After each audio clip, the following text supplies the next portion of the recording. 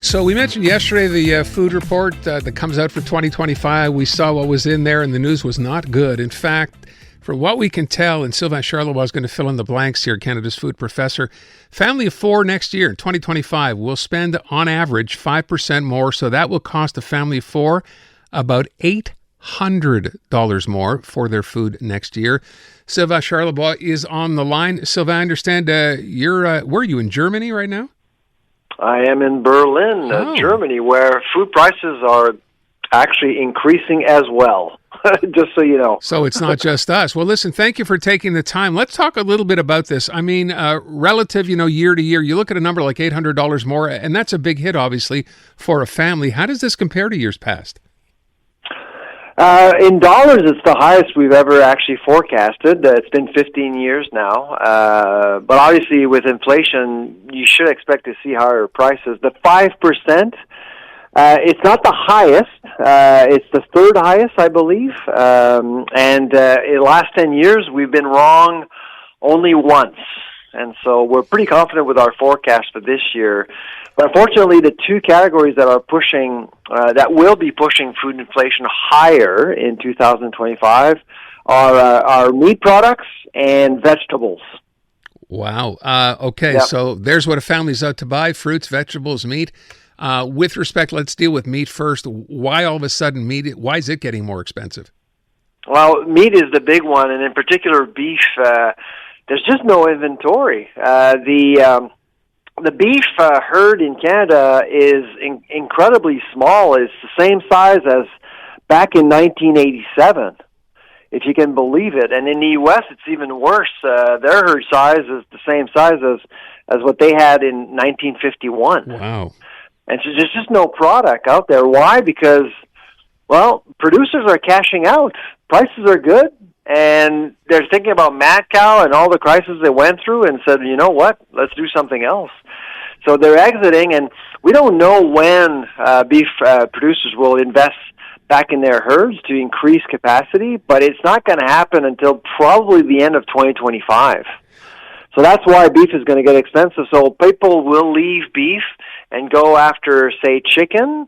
And chicken will be hit by the avian flu, we believe, and that's going to push prices higher. And pork also is the other option. And pork is a cyclical meat product. And 2024 offered Canadians a good deal, but that's coming to an end in 2025. I'm trying to think what else is left. What about lamb? Are we all supposed to start eating lamb because that's not going to go up? Well, are you a lamb eater yourself? I love lamb. It's expensive. Oh. It's the land that we get is mostly from New Zealand, and it's not cheap, but people tend to buy lamb for special occasions like New Year's or something. Or dinner.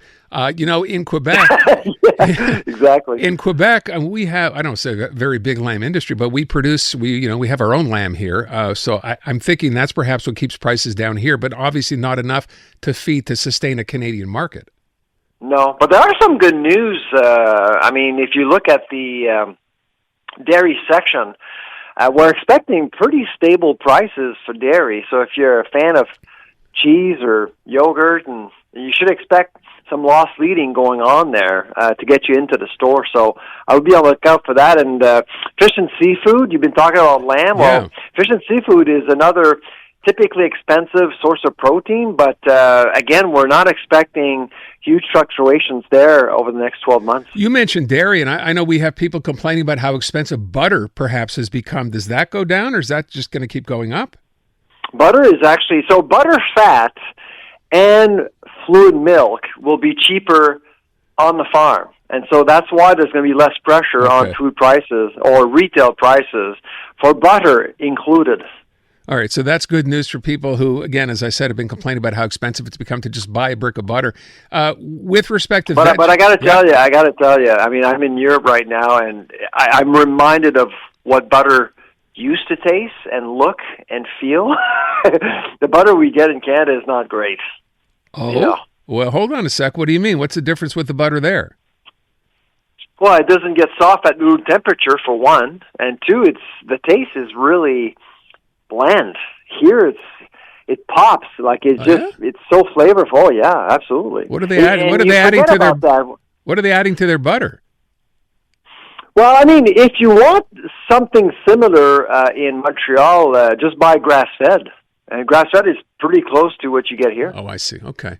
Yeah. All right. Listen, I would ask, so we deal with meat and the fact that's going to be a whole lot more expensive. Then there's the issue of, you mentioned off the top, vegetables. Now, if you're trying to get people to eat healthy and you want them to buy fresh vegetables, now we're going to find out even that's going to cost more. Yeah, because of the dollar. So the good news is that interest rates will actually drop in 2025. The bad news is that it typically affects our currency negatively. So the buying power that grocers have will actually diminish in 2025. Yeah. And unlike fruits, you have little options, but to go to the U.S., most of the vegetables we eat in the winter, spring, comes from the United States, either Arizona or California. And so those are our gardens outside of Canada, and those products will likely, like we import for well over $30 billion worth of food from the U.S. alone. And that is likely going to get more expensive next year. All right. So, the other issue that's being talked about, the GST credit that the government is going to give, you can go to the store and save in some places 15%, but in Quebec it'll only be 5%. Am I correct? You testified at a Senate hearing today about this and its potential implications? Yeah. Despite the really busy day with media, I actually took an hour off to testify with the former governor of the Bank of Canada, David Dodge, today, and we both expressed our concerns about the change in policy. I think a GST rebate is bad policy because it's temporary, which could lead to opportunistic pricing. You see, when you create a void by eliminating a tax for a while, you could actually see prices creep up very, very gently, and people may not even notice. So by February, once taxes are back, you could actually see higher food prices. It's a very big concern. To make up for the GST credit you got. So in other words, you save nothing at the end Exactly. of the day. Okay. Exactly. Why do we even... But for restaurants, this is the one thing that I did say to the committee, to senators. I mean, restaurants in Montreal or like in Quebec in general could lose because right next door in Ontario, they go from 13% to 0 in taxes. In Quebec, you still keep that 9.7%, that provincial tax. I wonder, too, with respect to doing this in the first place, why do we have tax on food? I mean, if you're going to try to feed your family and going to the supermarket, does it even make sense that we would be taxing that to begin with? I said to the committee, because I was asked, what's the one thing we should be doing that could actually help Canadians? And I said, at retail, stop taxing food. And Mr. Dodge actually disagreed with me. So you may want to argue with him. I agree with you, but what did he say? Why should that not be the tactic we use? I'm not sure if he understands food security. It's not his domain, of course. His focus is the entire economy. So I suspect that he didn't want to discriminate against other sectors, if you will. But this is a food security matter. I think taxing food is immoral. In Newfoundland, they decided to actually tax soda pop 2 years ago to discourage people from drinking soda. Well, 2 years later, people are buying more soda, not less. And the government actually is making $12 million from that tax. Wait, I lost you somewhere in translation there. If they're taxing soda and it's more expensive, why are people buying more soda? Well, that's the question you may want to ask the government in Newfoundland. I mean, the idea is to discourage people, but they're buying more. You know what's going on? Pretty simple. Retailers are saying that's really a big revenue chunk. I'm not going to lose it. So they absorb the tax and they keep the same price. And that's the answer to that question, as it turns out. Listen, I'm going to let you... Don't screw around. No, fiscal policy is very, very...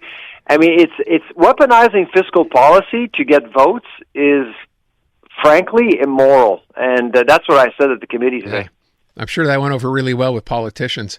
Listen, I thank you, Sylvain. I appreciate the time. I would simply ask one last question. Given the fact that these prices, the way you're looking at them are going to go up next year, does it even make sense to go out and buy food for as long as you possibly can, freeze it, keep it so you can get around some of these price increases? Does that make any sense? Sort of. The things, okay, here are the things that you should be buying now because they're going to get more expensive over the next few months for sure. Coffee, orange juice, chocolate, and beef. Coffee, orange juice, chocolate, and beef. Buy it now. Save some bucks because they're all going up. Exactly. Why is coffee going up? Brazil. Yields are low. And they're having a hard time with Arabica beans. Okay. You need a perfect climate to grow Arabica beans, and Arabica beans are very popular. Yeah.